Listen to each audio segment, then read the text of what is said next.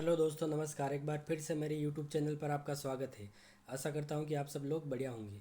अगर आप इकोनॉमिक्स से संबंधित किसी भी एग्ज़ाम की तैयारी कर रहे हैं तो अभी चैनल को सब्सक्राइब कीजिए और अपने दोस्तों को भी शेयर कीजिए।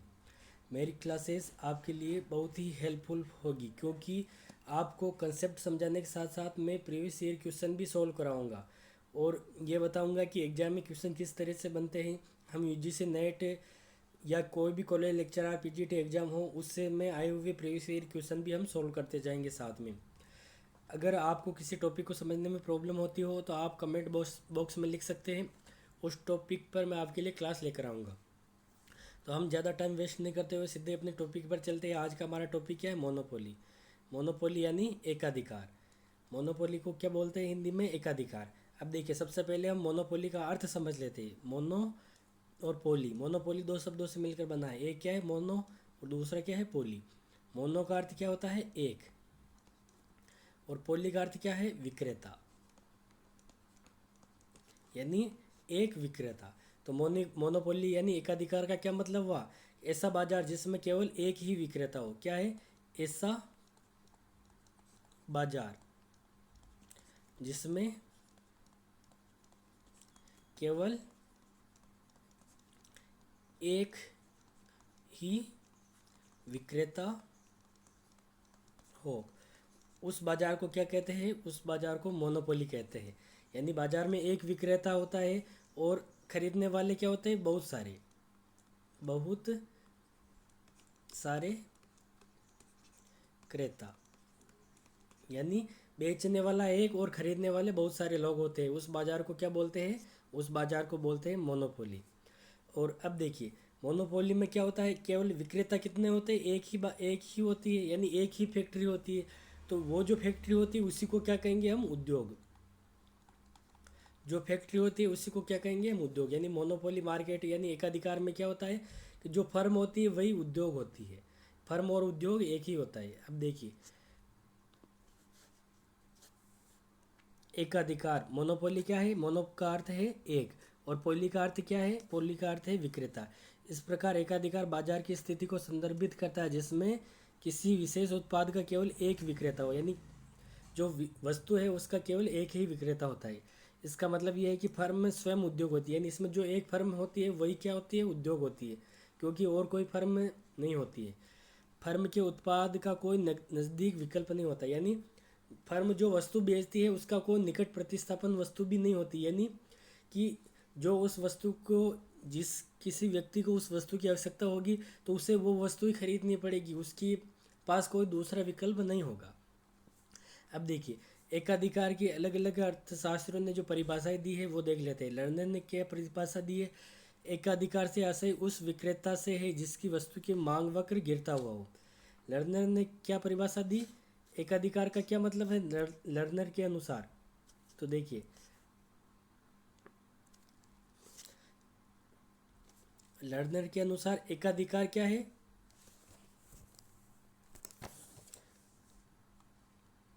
देखिए, ये क्या है?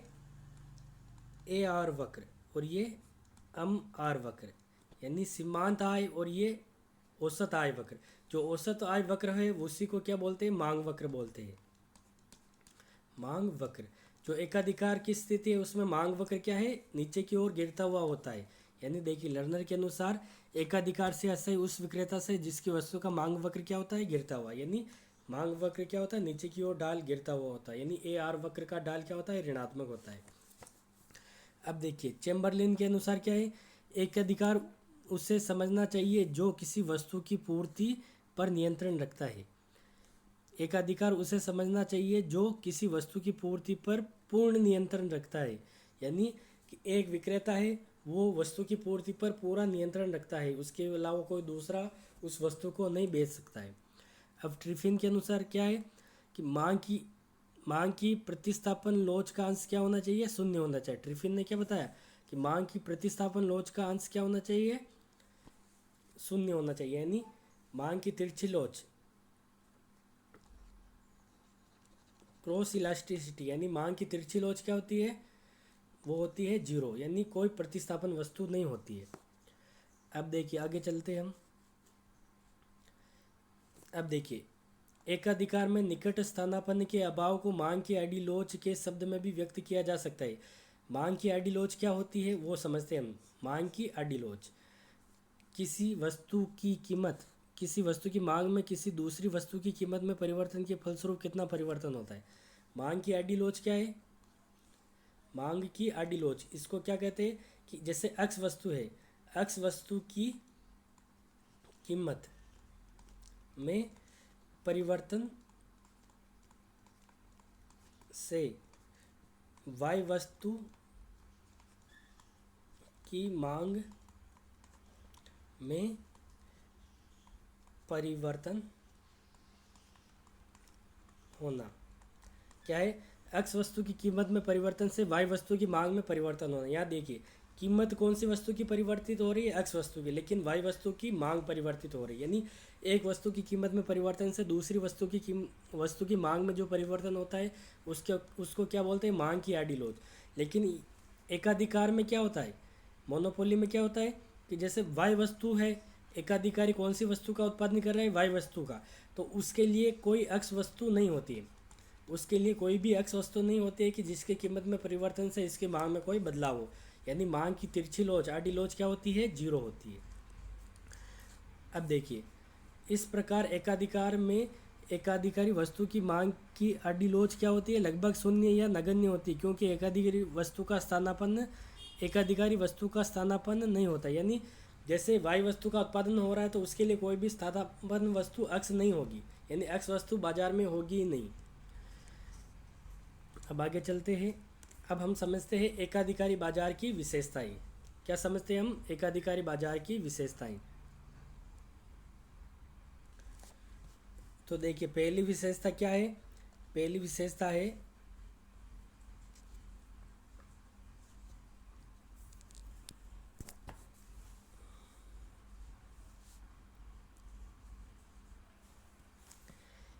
एक विक्रेता और अधिक क्रेता होते हैं। यानी पहली विशेषता क्या है? विक्रेता कितने होते हैं? केवल एक। और क्रेता यानी खरीदने वाले वो क्या होते हैं? बहुत सारे, बहुत सारे। तो देखिए, पहली विशेषता क्या है कि वस्तु का केवल एक विक्रेता है, बहुत सारे क्रेता होते हैं। तो विक्रेता क्या होता है? एक होता है, तो वो कीमत, इसका क्या होता है? कीमत पर नियंत्रण होता है। जो विक्रेता होता है उसका कीमत पर नियंत्रण होता है। क्रेता बहुत सारे होते तो कीमत पर नियंत्रण नहीं होता इनका। पहली विशेषता ये है। दूसरी विशेषता क्या है? निकट स्थानापन्न का अभाव। यानी जो अगर विक्रेता के एक्स वस्तु का उत्पादन कर रहा है तो उसके लिए कोई भी वाई वस्तु नहीं होगी, उसके लिए कोई भी वाई वस्तु नहीं होगी। यानी कि ऐसी कोई वस्तु नहीं होगी जिसकी कीमत में परिवर्तन से एक्स की मांग में परिवर्तन हो। तो निकट स्थानापन्न का अभाव होगा। और इसका मतलब क्या है कि मांग की तिरछी लोच, यानी आडी लोच क्या होगी? आडी लोच या क्रॉस इलास्टिसिटी, ये क्या होगी? शून्य होगी। मांग की तिरछी लोच क्या होगी? इसमें जीरो होगी। तीसरी विशेषता क्या है? एकाधिकारी स्वयं कीमत निर्धारक होगा। अब देखिए, इसमें विक्रेता क्या कितने होते हैं? एक विक्रेता होगा, तो वो क्या करेगा? एक तो क्या होगी? कीमत, और एक क्या है? पूर्ति, यानी वस्तु की कितनी पूर्ति करनी है। तो एकाधिकारी या तो कीमत को नियंत्रित कर सकता है या पूर्ति को। तो इसमें क्या होता है कि एकाधिकारी का कीमत पर नियंत्रण होता है। एकाधिकारी का क्या होता है? कीमत पर नियंत्रण होता है। देखिए,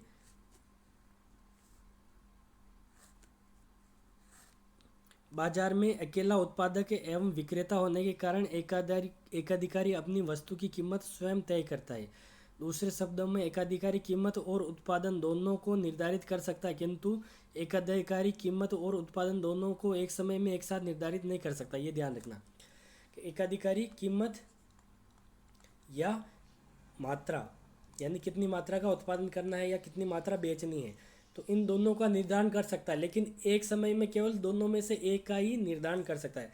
एकाधिकारी अगर कीमत तय करेगा तो मात्रा पर उसका नियंत्रण नहीं होगा, और अगर मात्रा तय करता है तो कीमत पर उसका नियंत्रण नहीं होगा। तो एकाधिकारी का क्या होता है? कीमत पर नियंत्रण होता है। अब हम आगे चलते हैं। हमारी चौथी विशेषता क्या है? नई फर्मों के प्रवेश पर प्रतिबंध होता है। यानी बाजार में क्या है कि एक फर्म है वही उत्पादन करेगी, कोई दूसरी फर्म दूसरी फर्म बाजार में नहीं आ सकती है, कोई भी दूसरी फर्म बाजार में नहीं आ सकती, यानी नई फर्मों के प्रवेश पर नियंत्रण होता है।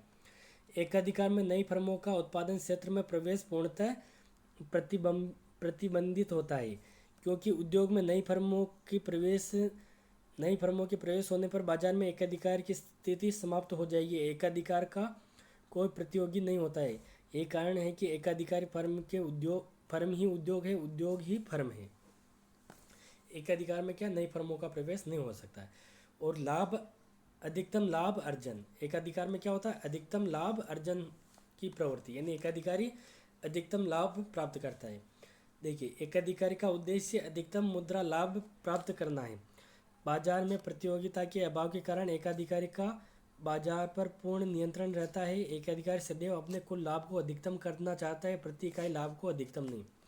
यानी एकाधिकारी का उद्देश्य क्या है, कुल लाभ को अधिकतम करना। एकाधिकार का उद्देश्य क्या है, कुल लाभ को अधिकतम करना। अब देखिए आगे चलते हैं।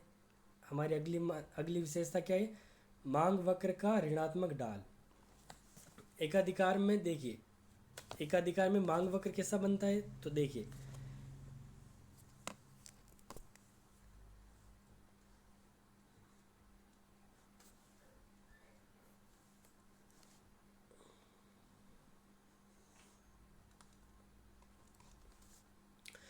पूर्ण प्रतियोगिता में औसत आय और सीमांत आय वक्र ऐसे होते हैं। और जो AR वक्र होता है, एवरेज रिवेन्यू, औसत आय वक्र, उसको क्या बोलते हैं, मांग वक्र। AR वक्र को मांग वक्र बोलते हैं। तो पूर्ण प्रतियोगिता में मांग वक्र क्या होता है, एक्स अक्ष के समानांतर होता है। लेकिन एकाधिकार में क्या होता है, एकाधिकार में मांग वक्र का ढाल क्या होता है, ऋणात्मक होता है। एकाधिकार में मांग वक्र का ढाल क्या होता है, ऋणात्मक होता है। यानी MR वक्र ऐसा होगा और AR वक्र ऐसा होगा, यानी MR से नीचे AR वक्र होगा। और जो AR वक्र है वो उसको क्या बोलते हैं, मांग वक्र। तो मांग वक्र का ढाल क्या होगा, ऋणात्मक होगा।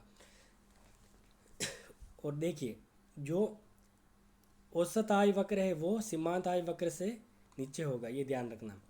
अब देखिए, ये सूत्र है, सीमांत आय, औसत आय और मांग की लोच में ये संबंध है, ये सूत्र याद रखना है। यह सूत्र काफ़ी इंपॉर्टेंट है, यहाँ से क्वेश्चन भी बनते हैं, तो ये सूत्र याद रखना है कि सीमांत आय बराबर औसत आय, ब्रैकेट में क्या है, मांग की कीमत लोच -1, और इसके बटे में है मांग की कीमत लोच। तो ये सूत्र याद रखना है। अब आगे चलते हैं हम। अब हम समझते हैं एकाधिकार के प्रकार। क्या है, एकाधिकार के प्रकार। अब देखिए, एकाधिकार के प्रकार में सबसे पहले देखते हैं सरल एकाधिकार और भेदभावपूर्ण एकाधिकार। तो देखिए, सरल एकाधिकार क्या होता है। सरल एकाधिकार में क्या है कि जैसे ए एक विक्रेता है और यहाँ पर जो खरीदने वाले हैं जैसे XYZ, ये सभी क्या है, वस्तु के क्रेता है और ये क्या, विक्रेता। अब ये वस्तु बेचता है तो ये XYZ सभी से क्या है, एक समान कीमत लेगा। जैसे वस्तु की कीमत अगर इससे 10 ले रहा है तो इससे भी 10, इससे भी 10 लेगा, यानी और जितने भी विक्रेता हो, जितने भी खरीदने वाले, सभी से कितने रुपए लेंगे, 10 रुपये। तो सरल एकाधिकार में क्या है, एकाधिकारी फर्म क्या करेगी, सभी खरीदारों से क्या लेगी, एक कीमत। क्या है, एक कीमत। सभी खरीदारों से एक कीमत लेगी फर्म। जबकि भेदभावपूर्ण एकाधिकार में क्या होगी, जो फर्म है XYZ, जैसे X से 10 रुपये कीमत ले रही है, Y से 12 रुपये, Z से 13 रुपये, इस प्रकार अलग अलग क्रेताओं से अलग अलग कीमत लेता है एकाधिकारी, तो उसको बोलते हैं भेदभावपूर्ण एकाधिकार। अब देखिए, शुद्ध एकाधिकार और अपूर्ण एकाधिकार। देखिए, शुद्ध एकाधिकार क्या होता है कि इसका मतलब क्या है कि मांग की तिरछी लोग,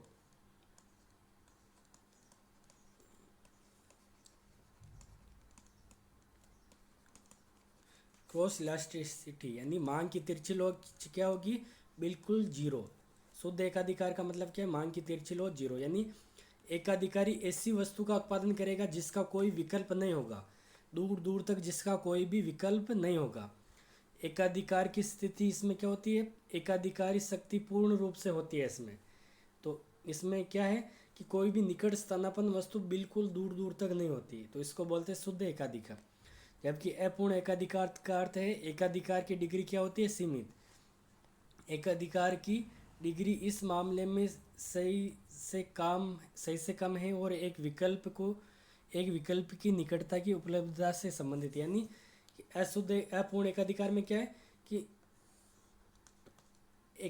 अपूर्ण एकाधिकार का मतलब क्या है कि इसमें क्या है, कोई निकट स्थानापन्न वस्तु होगी जिसको थोड़ा बहुत प्रतिस्थापित किया जा सकता है। यानी जो तिरछी लोच है वो जीरो के बराबर नहीं होगी। ये क्या है, इसमें तिरछी लोच जीरो के बराबर नहीं होगी, ये ध्यान रखना है। शुद्ध एकाधिकार में क्या है, तिरछी लोच जीरो है, और अपूर्ण एकाधिकार में तिरछी लोच क्या है, जीरो के बराबर नहीं होगी। अब आगे चलते हैं। अब देखिए नैसर्गिक एकाधिकार। अब देखिए नैसर्गिक एकाधिकार क्या होता है, जब प्राकृतिक कारणों के कारण एक एकाधिकार स्थापित किया जाता है तो उसे प्राकृतिक एकाधिकार या नैसर्गिक एकाधिकार कहते हैं। जैसे भारत को अभ्रक उत्पादन में एकाधिकार प्राप्त है, यानी भारत के अलावा और कोई अभ्रक का उत्पादन नहीं करता है। कनाडा को निकेल उत्पादन में एकाधिकार मिला है। यानी क्या है, प्रकृति के जैसे कोई व्यक्ति है, जैसे ए व्यक्ति है और ये बी व्यक्ति है, या ए देश है और बी देश है, तो कोई संसाधन केवल ए देश में है, बी देश, सी देश, डी देश, इन देशों के पास वो संसाधन नहीं है, तो क्या है, ए को उसमें एकाधिकार मिल जाता है। तो ये क्या है, प्राकृतिक एकाधिकार। इसको क्या कहते हैं, प्राकृतिक एकाधिकार। और कानूनी एकाधिकार क्या है कि जैसे किसी व्यक्ति ने कोई आविष्कार किया है, तो उसको क्या मिल जाता है, कॉपीराइट मिल जाता है, पेटेंट मिल जाता है। यानी कि उसके अलावा, उस व्यक्ति के अलावा उसका कोई दूसरा उत्पादन नहीं कर सकता, तो इसको क्या बोलते हैं, कानूनी एकाधिकार। तो ये कानूनी प्रावधानों की सहायता से मिलता है, जैसे पेटेंट, व्यापार चिन्ह, कॉपीराइट, ये सभी क्या है, कानूनी एकाधिकार के उदाहरण है। तो आज की क्लास में इतना ही है। अगली क्लास में हम क्या पढ़ेंगे, अगली क्लास में एकाधिकारी फर्म के संतुलन की स्थितियों को समझेंगे। तो देखिए हम थोड़ा थोड़ा समझ लेते हैं एक बार कि एकाधिकार में संतुलन को हम कैसे पढ़ेंगे, वो थोड़ा देख लेते हैं हम। तो देखिए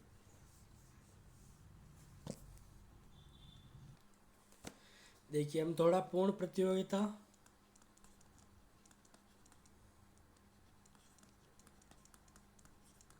और एकाधिकार,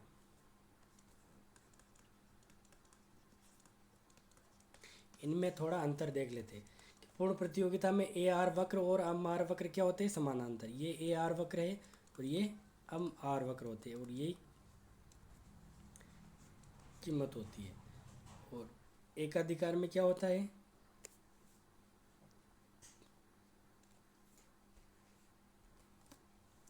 एकाधिकार में हमारा ए आर वक्र और एम आर वक्र का ढाल क्या होता है, ऋणात्मक होता है। ये हमारा एम आर वक्र होता है, और इससे नीचे क्या होता है, ए आर वक्र, इनका ढाल क्या होता है, ऋणात्मक। और जो ए आर वक्र होता है ये मांग वक्र होता है। तो मांग वक्र का ढाल एकाधिकार में क्या होता है, ऋणात्मक। ये प्रश्न बनता है कि एकाधिकार में मांग वक्र क्या होता है, ऋणात्मक होता है, और पूर्ण प्रतियोगिता में मांग वक्र क्या होता है, एक्स के समानांतर, एक्स के समानांतर होता है मांग वक्र पूर्ण प्रतियोगिता में। तो ये दोनों में ये अंतर ध्यान रखना है। बाकी देखिए जो लागत वक्र है वो दोनों में समान होते हैं। जैसे ये क्या है, सीमांत लागत वक्र है, और ये औसत परिवर्ती लागत वक्र है, और ये औसत लागत वक्र है। और सेम इसी प्रकार एकाधिकार में भी होगी। ये सीमांत लागत वक्र है, ये औसत परिवर्ती लागत वक्र है, और ये औसत लागत वक्र है। तो लागत वक्र दोनों में समान होते हैं, लेकिन आगम वक्र यानी रिवेन्यू कर्व दोनों में क्या होते हैं, अलग अलग होते हैं। तो ये डिफरेंस दोनों में ध्यान रखना है। और दोनों बाजारों में एक चीज़ और ध्यान रखनी है, पूर्ण प्रतियोगिता में अतिरिक्त उत्पादन क्षमता, अतिरिक्त उत्पादन क्षमता क्या होती है, नहीं पाई जाती है। इसमें क्या है, अतिरिक्त उत्पादन क्षमता नहीं होती, जबकि इसमें अतिरिक्त उत्पादन क्षमता होती है, क्योंकि ये एसी के न्यूनतम बिंदु पर, एसी के न्यूनतम, जो पूर्ण प्रतियोगिता है एसी के न्यूनतम पर संतुलन में होती है, और ये एकाधिकार एसी के न्यूनतम पर संतुलन नहीं होता, इसमें एक अतिरिक्त उत्पादन क्षमता पाई जाती है, ये ध्यान रखना है। तो अब मिलते हैं अगली क्लास में, जिसमें हम दोनों बाजारों में संतुलन को समझेंगे, और फिर हम क्वेश्चन भी सॉल्व करेंगे कि किस एग्जाम में कौन सा क्वेश्चन आया हुआ है और किस ईयर में आया हुआ है। तो अभी तक चैनल को सब्सक्राइब नहीं किया आपने तो जल्दी से सब्सक्राइब कर लीजिए, और मिलते हैं अगली क्लास में। धन्यवाद।